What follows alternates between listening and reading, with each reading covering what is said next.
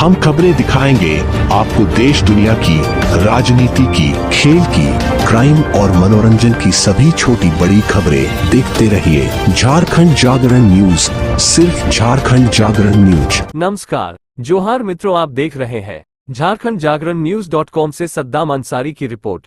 केंद्रीय शिक्षा राज्य मंत्री अन्नपूर्णा देवी ने चाराडी स्थित अपने आवास पर किया प्रेस कॉन्फ्रेंस। देखें लाइव खबर। लोग समय समय पर देखे होंगे कि जब कांग्रेस की चोरी पकड़ी जाती है तो ये हाई तौबा मचाने लगते हैं। हम आपके माध्यम से कांग्रेस पार्टी पर भी ये सवाल करना चाहते हैं, क्या देश के संविधान से वो ऊपर है? देश के नियम कानून वो नहीं मानेंगे?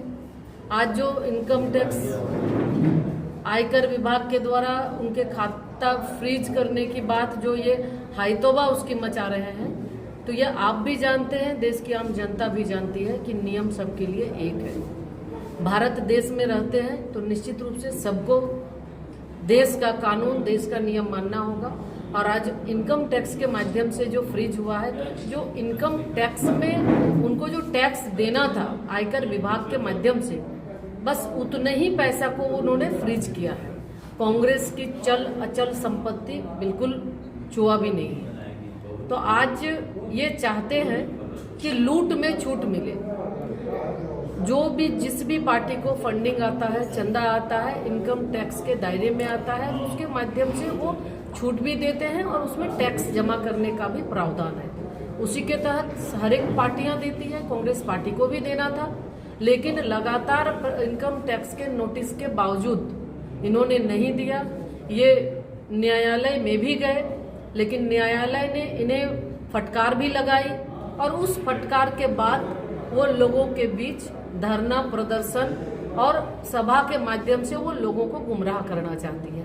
लेकिन आज देश की जनता को पता है कि सबके लिए कानून एक है।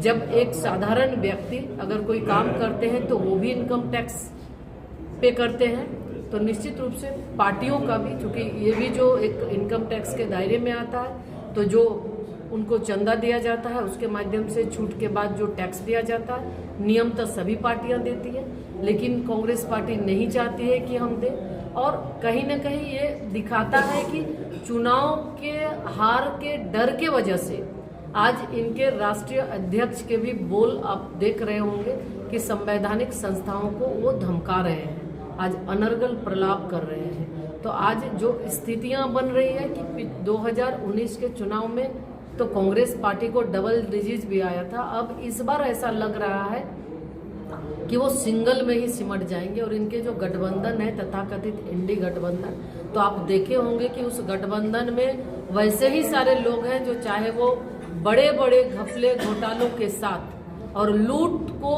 ये चाहते हैं कि उस पर सरकार मुहर मारे कि लूटने की इन्हें छूट दे जाए। तो वैसे लोगों को देश की जनता समझ रही है, जान रही है। और इनके इस हाई तौबा मचाने से चोर मचाए शोर वाली कहावत है कि आज वो आयकर विभाग के टैक्स की चोरी करके वो चाहते हैं कि आम पब्लिक को लोगों बताएं कि हमारे खाते को फ्रीज किया गया, लेकिन आम जनता जानती है इनके हर एक चीजों का हिसाब लोगों के पास है। और आने वाले समय में लोगों ने भी लोग ये मन बना चुके हैं कि ये इंडी गठबंधन कहीं भी नहीं है, क्योंकि आज देश को आगे बढ़ाने वाले, देश को आज जो विकसित भारत का लक्ष्य है, जो संकल्प है, उस संकल्प को सिद्धि तक पहुंचाने के लिए देश की आम जनता कमर कस ली है। और जो एनडीए का 400 पार का नारा है, निश्चित रूप से देश की जनता, ये चुनाव देश की जनता लड़ रही है कि आज भारत जिस तरह से, जिस तेजी के साथ, जिस रफ्तार के साथ आगे बढ़ा है, एक शक्तिशाली देश के रूप में उभरा है, विश्व में भारत का एक अपना अलग पहचान बनी है, निश्चित रूप से उसको और आगे बढ़ाने के लिए देश की जनता ने ये ठाना है कि इस बार एनडीए को 400 पार कराना है।